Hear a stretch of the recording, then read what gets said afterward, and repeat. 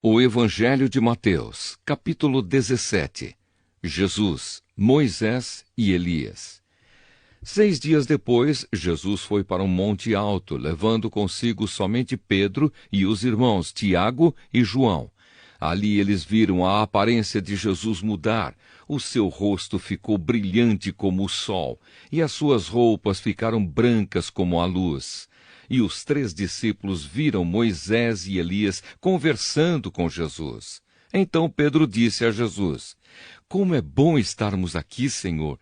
Se o Senhor quiser, eu armarei 3 barracas nesse lugar, uma para o Senhor, outra para Moisés e outra para Elias."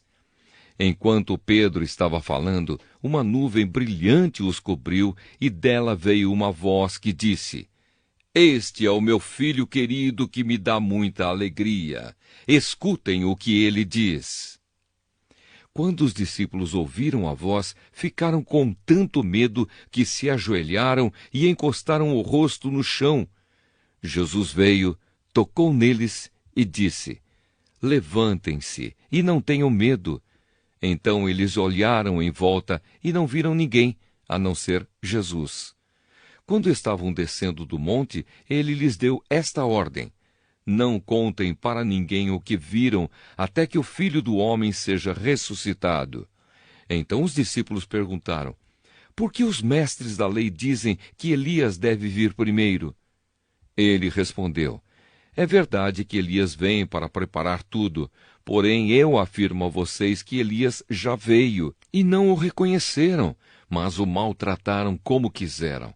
Assim também maltratarão o Filho do Homem." Então os discípulos entenderam que Jesus estava falando a respeito de João Batista. A cura de um menino. Quando eles chegaram perto da multidão, um homem foi até perto de Jesus, ajoelhou-se diante dele e disse: "Senhor, tenha pena do meu filho. Ele é epilético e tem ataques tão fortes que muitas vezes cai no fogo ou na água. Eu o trouxe para os seus discípulos a fim de que eles o curassem, mas eles não conseguiram." Jesus respondeu: "Gente má e sem fé, até quando ficarei com vocês? Até quando terei de aguentá-los? Tragam o menino aqui." Então deu uma ordem, o demônio saiu e no mesmo instante o menino ficou curado. Depois os discípulos chegaram perto de Jesus em particular e perguntaram: "Por que foi que nós não pudemos expulsar aquele demônio?" Jesus respondeu: "Foi porque vocês não têm bastante fé. Eu afirmo a vocês que isto é verdade. Se vocês tivessem fé, mesmo que fosse do tamanho de uma semente de mostarda, poderiam dizer a este monte: 'Saia daqui e vá para lá,' e ele iria. E vocês teriam poder para fazer qualquer coisa. Mas esse tipo de demônio só pode ser expulso com oração e jejum." Jesus fala outra vez da sua morte e da sua ressurreição. Um dia os discípulos estavam se reunindo na Galiléia e Jesus disse a eles: "O Filho do Homem será entregue nas mãos dos homens e eles vão matá-lo, mas 3 dias depois ele será ressuscitado." E os discípulos ficaram muito tristes. O imposto do templo.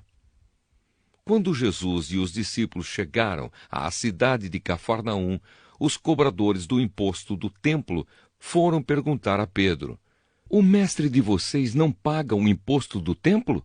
"Paga sim", respondeu Pedro. Depois Pedro entrou em casa, mas antes que falasse alguma coisa, Jesus disse: "Simão, o que é que você acha? Quem paga impostos e taxas aos reis deste mundo? São os cidadãos do país ou são os estrangeiros?" "São os estrangeiros", respondeu Pedro. "Certo", disse Jesus. "Isso quer dizer que os cidadãos não precisam pagar, mas nós não queremos ofender essa gente.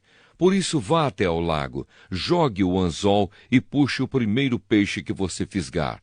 Na boca dele você encontrará uma moeda. Então vá e pague com ela o meu imposto e o seu."